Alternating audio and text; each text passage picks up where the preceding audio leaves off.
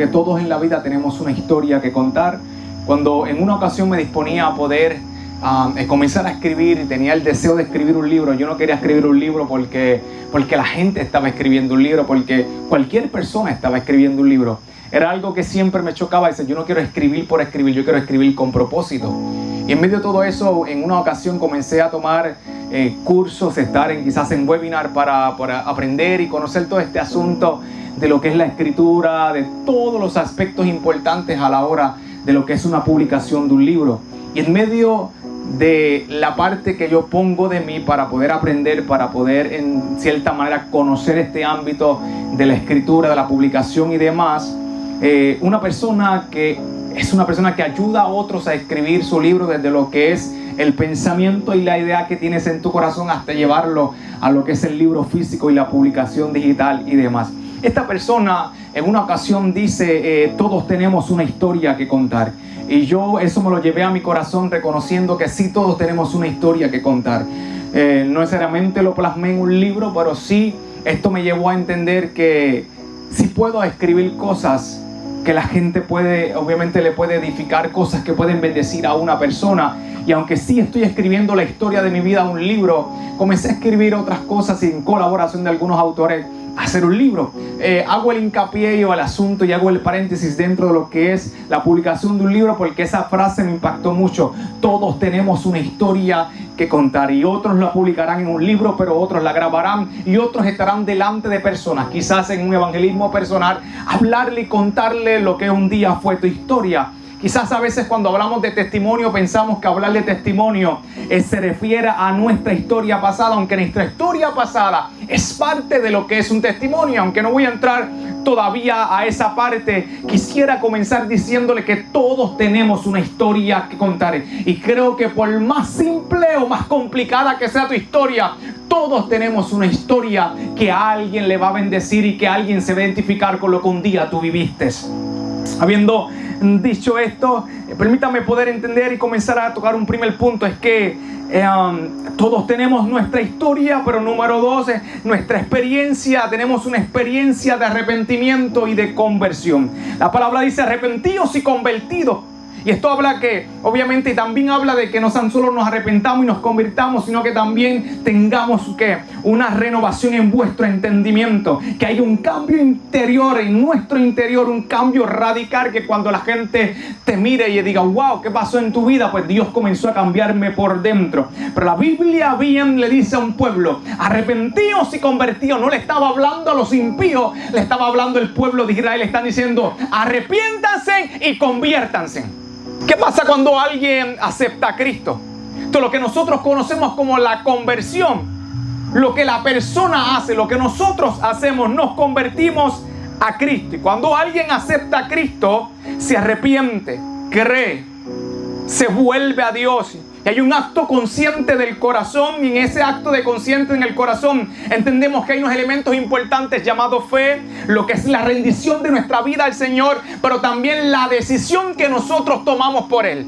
Marcos 1:15 dice, arrepiéntanse, de manera parafraseada, y crean en el Evangelio. Aquí la persona se convierte, es el sí humano al Dios que nos llama a cada uno. Cuando la Biblia nos dice, arrepiéntete y conviértete, le están diciendo, avanza y da un paso de tu parte. Es el sí del ser humano para el Dios que nos está llamando. Cuando tú te conviertes y te arrepientes, estás accionando al Dios que te está diciendo, ¿sabes qué? Yo quiero transformar tu vida, yo quiero cambiar tu vida.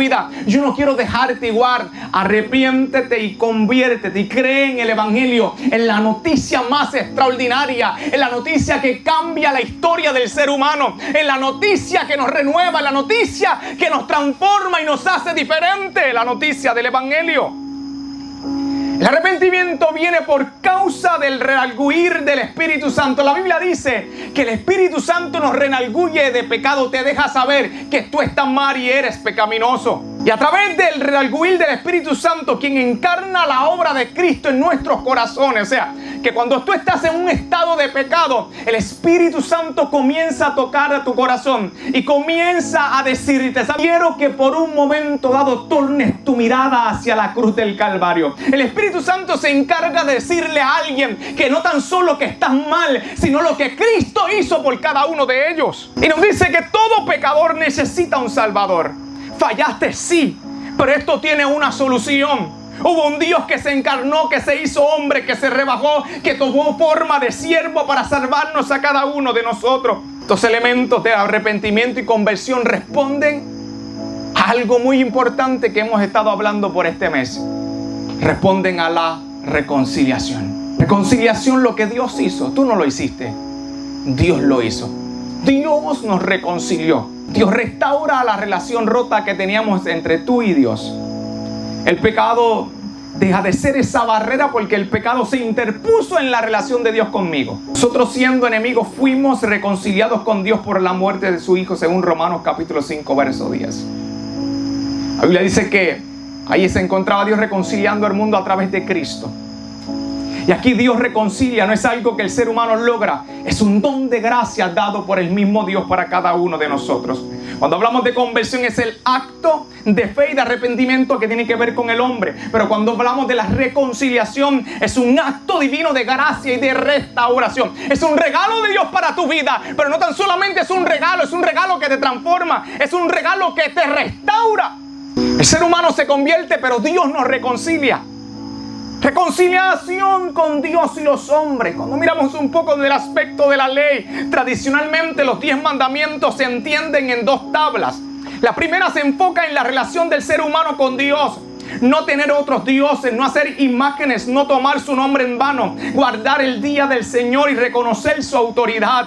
Y estos mandamientos regulan la dimensión vertical de la fe, es decir, cómo el ser humano se posiciona delante de Dios.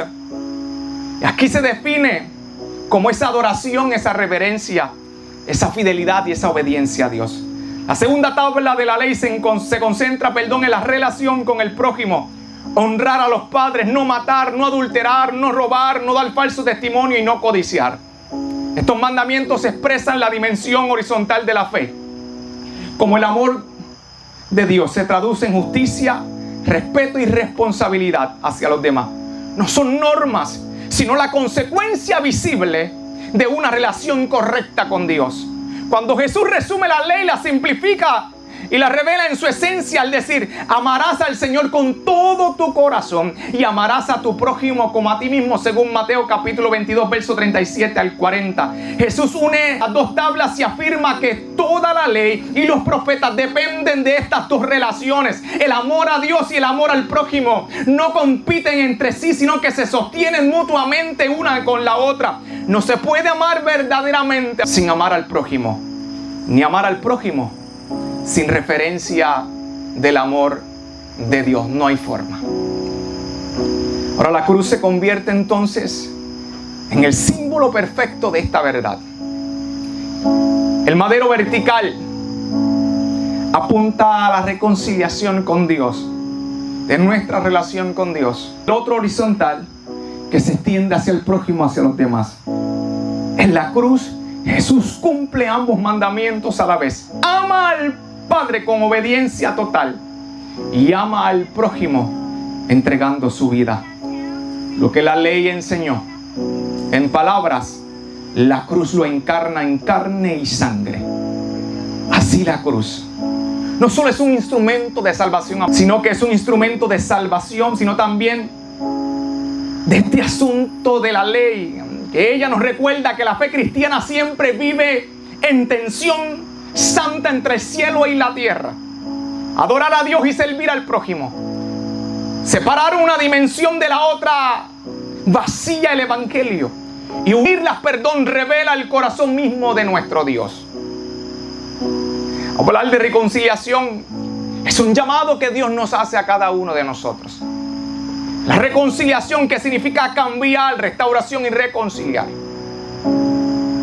Palabra que deriva del latín reconciliato, que puede traducirse como la acción y el efecto de volver a unirse. Cuando dice 2 de Corintios 5, 17 al 19, de modo que si alguno está en Cristo, nueva criatura es. Las cosas viejas pasaron, aquí son hechas nuevas, todas son hechas nuevas. Y esto proviene de Dios, quien nos reconcilió consigo mismo por Cristo y nos dio el ministerio de la reconciliación. Que Dios estaba en Cristo reconciliando consigo al mundo y no tomándole en cuenta a los hombres sus pecados, sino y nos encargó a nosotros la palabra de la reconciliación. Pero luego de haber sido reconciliados, donde nos convertimos y nos arrepentimos, arrepentirnos, ese cambio adentro, y la conversión es volverse a Dios. Ahora tiene que haber un testimonio. Si usted se reconcilia con Dios y se reconcilió con Dios, tiene que haber un testimonio. Hay dos preguntas que tenemos que hacernos y que pues se pueden compartir en medio de nuestra vida y nuestro testimonio. ¿Cuál es la experiencia más importante que has tenido en tu vida? Y número 2, ¿cuál es la mejor ayuda que usted puede brindarle a otro?